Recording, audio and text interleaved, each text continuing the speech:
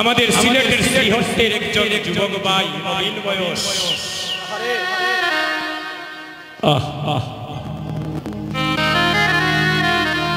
আমার মনে হয় আমাদের শ্রীহট্টের ভিতরে এই বাংলাদেশের সনাতন ধর্মের যারা যুবক বন্ধু আছে,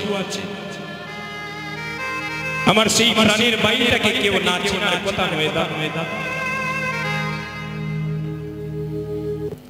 দীপঙ্কর দাস দীপ্ত এই কিছুদিন আগে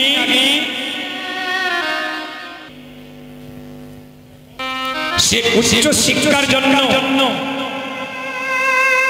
তার পরিবারের সবাইকে দেশে রেখে সে মালয়েশিয়া পদার্পণ করেছে।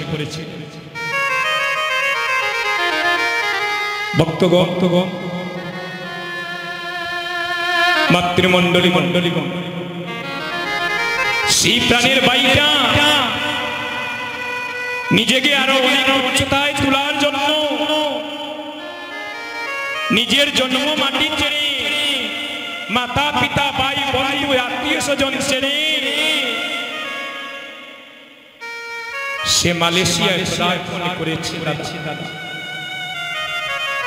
আজ সকালবেলা হঠাৎ দেখতে পেলাম ফেসবুকের মাধ্যমে হার্ট অ্যাটাক করে ইহলোকের মায়া ত্যাগ করে চিরজন্মের মতো সে পরলোক গমন করেছে।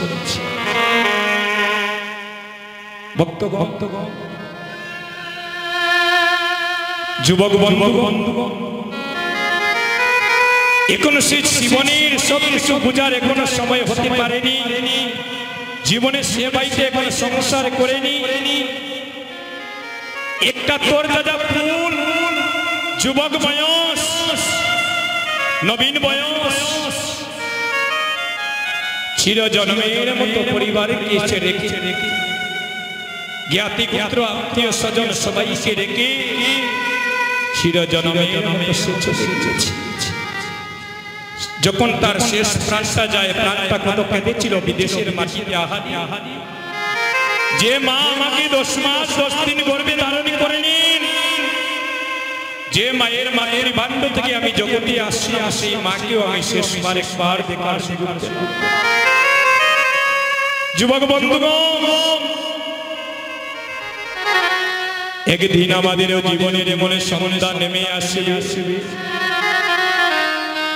যেদিন আমাদের গৌরী হরি ডাক দিবে, যেদিন আমাদের এই মানব লীলা সাঙ্গ হবে।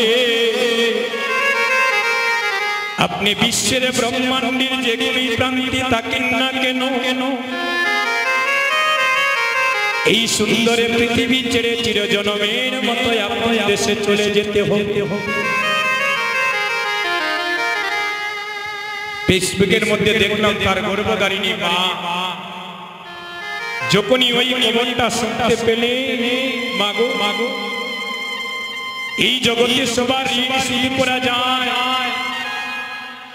কিন্তু এই জগতে কখনো মায়ের ঋণ শোধ করা যায় না। আমার জীবনে এই দীপঙ্কর ভাইয়ের সাথে আমার বেশ কয়েকবার সিলেটে দেখা হয়েছে।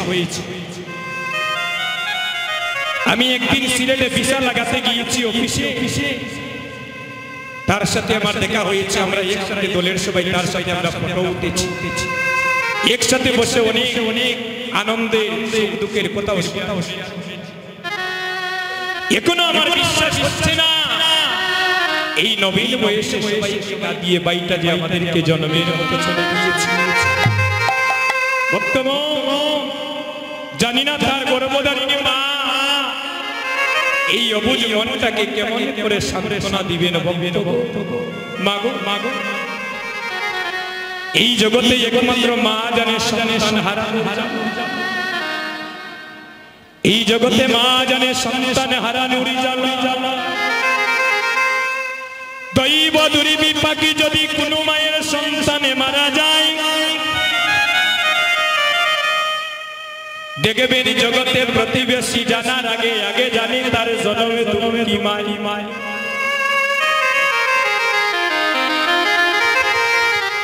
এই জগতে সবার ঋণ শোধ করা যায় রে ভাই। এই জগতে সবার ঋণ শুধু করা যায়,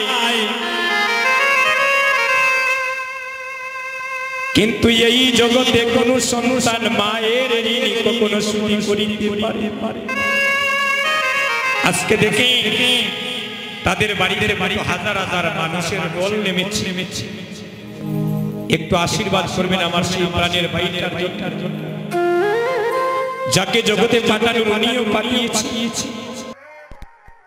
এই জগতে কেউ আপন নয় রে ভাই, একদিন সবাইকে এই সুন্দর পৃথিবী ছেড়ে চিরজনমের মধ্যে যেতে।